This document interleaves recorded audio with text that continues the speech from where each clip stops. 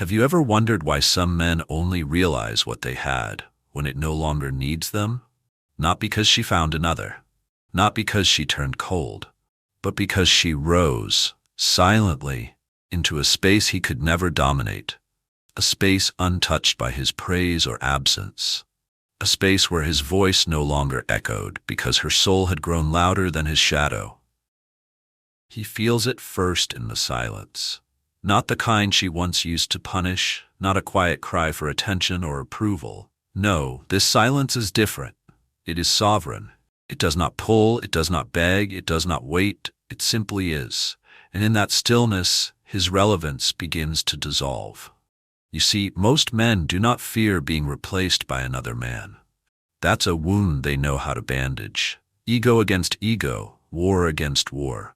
What truly terrifies a man is being replaced by her peace. Because peace cannot be competed with. It does not respond, it does not play, it does not need him. There was a time when her world orbited around his moods, when his coldness dictated her warmth, when his absence became her obsession, when she danced between craving and collapse just to feel noticed. But the woman who has walked through her shadow no longer dances for scraps. She becomes the fire, not the moth. Carl Jung once said, "Your visions will become clear only when you can look into your own heart. Who looks outside dreams, who looks inside awakes." And that's what she did. She awoke. Not in rage, not in revenge, but in revelation. That her love was never meant to be a leash. That her worth was not meant to be borrowed from someone else's gaze. That her soul was not broken, only buried beneath years of trying to be small enough to be held by him. And when she begins to rise, something shifts, not just in her, but in him. He senses her glow before he sees it.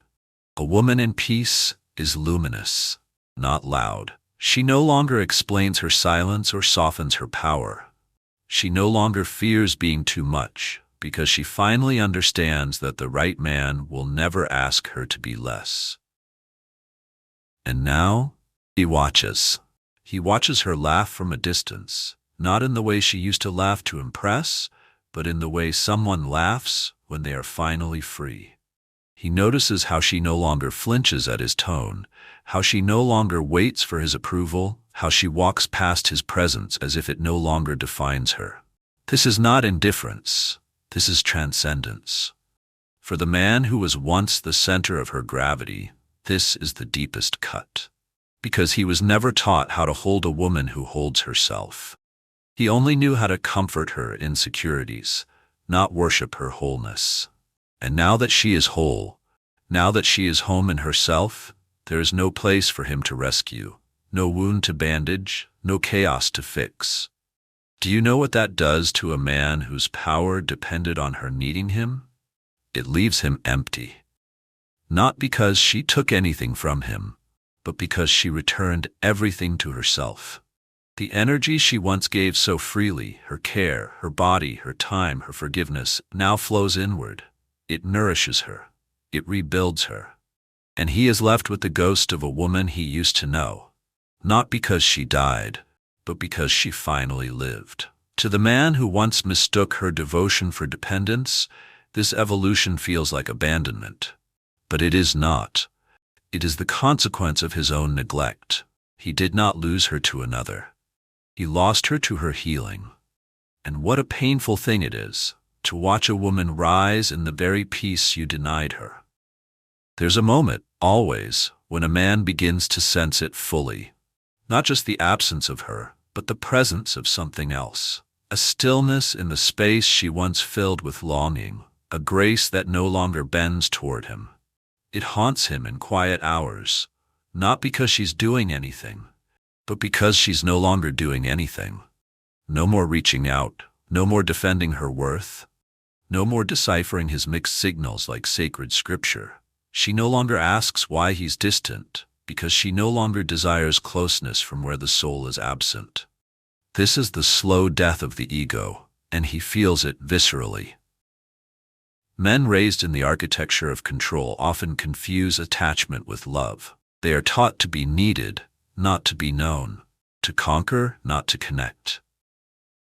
And so when a woman begins her journey into herself, when she no longer exists in orbit around his validation, he mistakes it for betrayal. He calls her cold, calls her distant, calls her changed. And he's right, she has changed. But not in rebellion, in resurrection. The woman he once met was half asleep, conditioned by a world that told her to be nice, to be soft, to be chosen. She learned to shrink her voice so his wouldn't feel threatened. She learned to overlook the subtle cruelties, to praise crumbs, to romanticize the ache. She believed that if she just loved harder, he would show up whole. But healing is a sacred violence to the past, and now she no longer confuses suffering with virtue. She no longer performs the role of the woman who waits. She's not punishing him, she's protecting herself.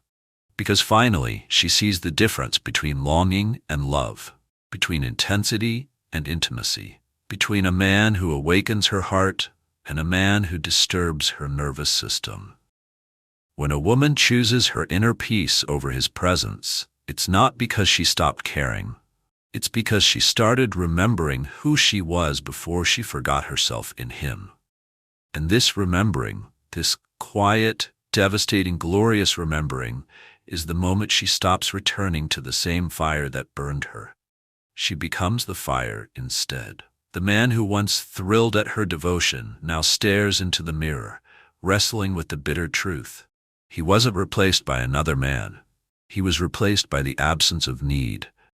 That is a void no one can fill. Because it's not a competition, it's not a rebound, it's not a game. It's a woman's soul finally breathing without apology. And he begins to remember too, but far too late. He remembers her eyes, once so full of hunger for his attention, now calm, unreadable. He remembers how she used to ask questions, how she wanted to understand him, unravel him, heal him. And now, she no longer seeks access to that depth. She has turned that depth inward. She's no longer trying to meet him in the dark. She's building light elsewhere. He replays the last words she said, hoping there was a secret plea tucked inside them. But they weren't meant to be decoded. They were meant to close. A woman in her healing phase doesn't beg. She releases. Not with bitterness, not with revenge, but with reverence. For herself, for the lessons, for the time wasted she will never allow again. If a man has only ever known power in her pain, he will fear her peace more than he fears her absence. Because peace does not invite him back. It does not flatter the ego. It does not explain itself. It simply exists, unbothered, unburned, unattached. She is not unreachable now. She is simply no longer reaching. There is a profound ache in realizing you are no longer the storm in someone's sky, no longer the reason they tremble or the name they whisper in their loneliness. You become irrelevant. Not because she hates you, but because she outgrew the version of herself that needed you.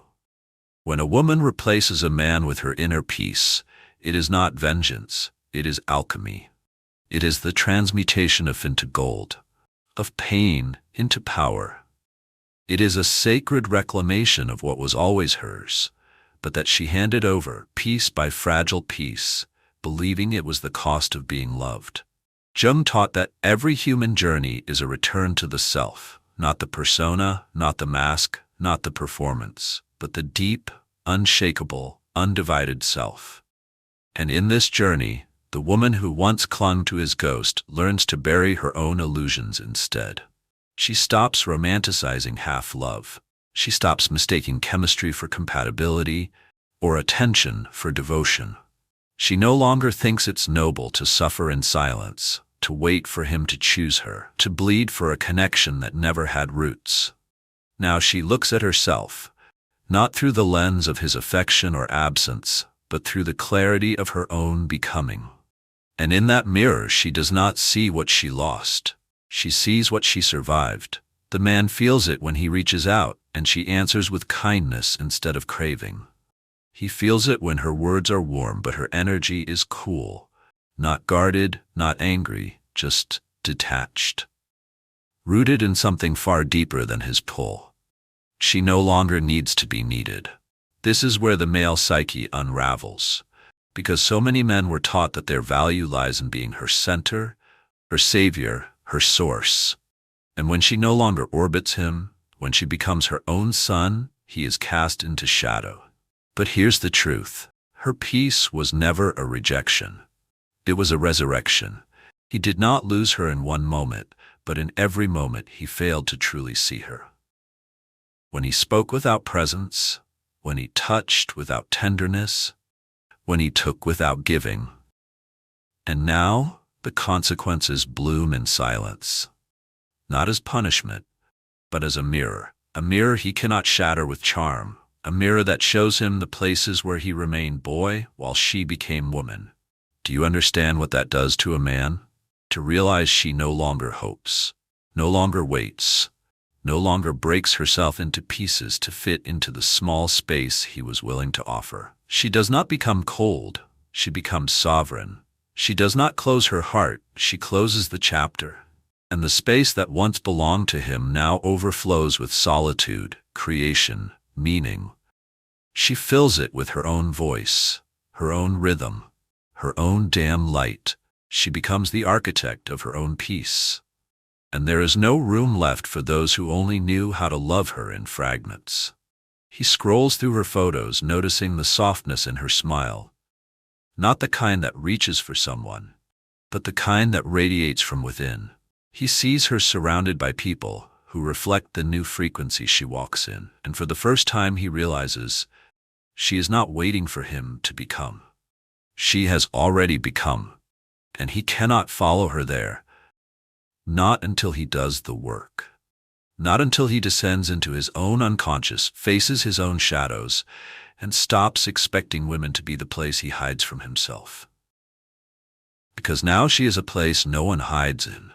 She is a place people rise in. It strikes him hardest in the places where she used to fold, where once she bent to accommodate his discomfort. Now she stands, straight, unshaken, unbothered. Not angry, not bitter, just done. The woman he remembers would have sent long messages, explaining, pleading, performing emotional CPR on a connection that flatlined months ago. She would have waited for closure, for a confession, for the moment he finally saw her. But this version of her, this woman who walks with her own gravity, needs no such ceremony. She has learned that closure is not something you're given. It's something you claim. In the stillness of knowing your worth, in the silence of no longer needing to be understood by someone who never made the effort to understand you. And now, he is the one haunted. Haunted not by what she said, but by what she didn't. The unanswered messages. The missed calls. The echo of his own neglect bouncing back at him through the emptiness she left behind. He starts asking mutual friends about her. Not directly, no, that would expose too much. So he asks casually, as if her name doesn't sting, as if her memory doesn't live in the corners of his chest like smoke that won't clear. And when he hears she's thriving, he flinches, internally, invisibly, because part of him still believed she would be suspended in his absence, still hoping, still yearning. But she's not. She's rising. And what he lost was never just her. It was the version of himself she reflected when she still believed in him. That is the wound he carries now. Not her anger, not her rejection, but her indifference. You see, men like this often awaken only when they lose access, not to her body, but to her belief. When a woman stops believing in a man, his kingdom crumbles, because her faith in him was the throne he sat on, and now that throne is empty, dust-covered, quiet. She is no longer the echo chamber of his ego. She is the silence of his soul's reckoning. And this is where Jung's shadow work begins to knock. Because when a man is stripped of the woman who bore his emotional labor, who served as his mirror, his nurse, his excuse, he is left face to face with the parts of himself he buried, the neglected child, the insecure boy, the anxious man who confused dominance with love, avoidance with strength. And unless he dares to go inward, he will repeat this dance again, with someone new, and still end up alone in the same emptiness. Because no woman can be the healer of a man who refuses to bleed in the open. No woman can be the muse of a man who avoids the music of his own soul. And no peace can be shared with someone who thrives on chaos. So now, he watches her from a distance, not with the eyes of possession, but with the ache of reverence, because her glow now blinds him. Not because it burns, but because it illuminates all the places he refused to grow. She no longer speaks of him, not out of bitterness, but because he no longer lives in her story.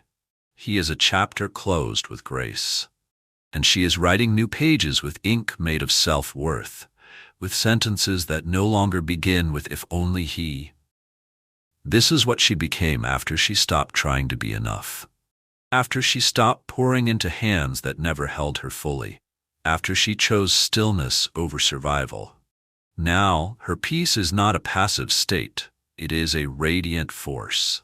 It moves differently. It attracts differently. It repels anything built on fear, control, or illusion. And the man who once called her too much now sits with the emptiness of not enough. There comes a moment, quiet, almost imperceptible, when he stops searching for signs she still cares. Because the truth finally pierces through the fog of denial. She doesn't. Not in the way she used to. Not in the way he relied on. Her love, once endless like a tide, has receded to places he can no longer reach. This is the moment a man feels the gravity of being replaced by her inner peace. Not just because he lost her, but because he lost something irreplaceable. The sanctuary of her soul, when it still believed he was home. What does a man feel when she no longer needs to be heard by him? When she no longer carries his words like scripture? When she no longer builds temples out of his silence, desperately praying he might one day speak with presence? He feels it in his chest, that strange hollowing, as if something sacred once lived there but moved out in the night. Because her energy was once a mirror for his potential, and now it reflects only what he neglected to become. And this is what men like him often misunderstand. A woman's peace is not the absence of love. It is the presence of self. It is a reclamation. A quiet storm that reorders everything she thought she had to sacrifice for connection. She no longer chases, because she no longer runs from herself. She no longer argues, because she no longer needs to be understood by someone who lacked the capacity to see. She no longer hurts in his absence, because she filled that absence with herself. Jung spoke of the anima, the feminine image within a man's unconscious, and for a time he projected that anima onto her, worshipped it, feared it, tried to own it, but he never integrated it, never honored it within himself. He depended on her to embody the parts of him he refused to meet, his tenderness, his intuition, his vulnerability. And now that she's gone, so too is the illusion. And in its place, a gnawing truth. She was not too much, she was simply whole in a way he wasn't ready for. And now in her stillness, in her radiant detachment, she has become the mirror of everything he abandoned within himself. He may try to reach out again, with soft apologies, vague nostalgia, casual check-ins disguised as care. But it's not that she's angry, it's that she's elsewhere. In a dimension he cannot enter with old keys, because the woman she is now requires presence, depth, integrity, not promises, not potential, not the performance of love. And here lies the deepest cut. He cannot perform for her anymore, because her peace cannot be seduced, it cannot be coerced, it cannot be earned through guilt or urgency. It is not a door that reopens when he knocks, it is a mountain. Immovable, sacred, silent. She no longer wants his apology, she wanted it when she still believed it would change him. Now she sees the apology as a form of tether, a plea not for forgiveness, but for permission to stay close. And she no longer grants that access, not out of cruelty, but out of clarity. For a man who once mistook her devotion as eternal, this is spiritual disintegration, because now she chooses not from longing, but from alignment. not from fear, but from freedom. And in that space he begins to feel not just the loss of her, but the loss of himself with her. The version of him she saw, the potential he discarded, the intimacy he feared. And now she no longer reflects it. She no longer amplifies his light or absorbs his shadows. She holds only her own, and it is enough. For her, peace is not the prize, it is the path, and she walks it, barefoot, unafraid, untethered. And behind her, all that remains is silence, and a man who finally realizes what he could have had if only he had chosen to grow. She no longer dreams of him. She no longer imagines the version of him that might have existed in another lifetime, another timeline, another set of choices. That fantasy has died, not with bitterness, but with a gentle burial, like a flower that bloomed out of season and quietly faded under its own weight. And in its place, something rarer was born: inner stillness. Not the kind of stillness that comes from resignation, but from realization, the realization that no man, no memory, no apology can replace the power of a woman who has returned to herself. She used to fill her silence with stories, reasons for his distance, explanations for his contradictions, redemptions for his cruelty. But now her silence is clean. It no longer carries the burden of his absence. It holds only her breath, steady, sacred, and whole. He wonders if she ever truly loved him, but that question comes too late. Because what he's really asking is not whether she loved him, but whether she still does. And the truth is, she doesn't.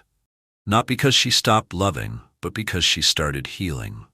And love that is born in imbalance cannot survive in truth.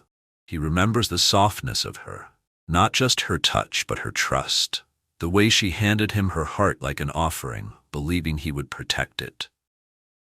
And now he knows he was careless with a sacred thing, and sacred things do not return once broken, they transform. She has transformed.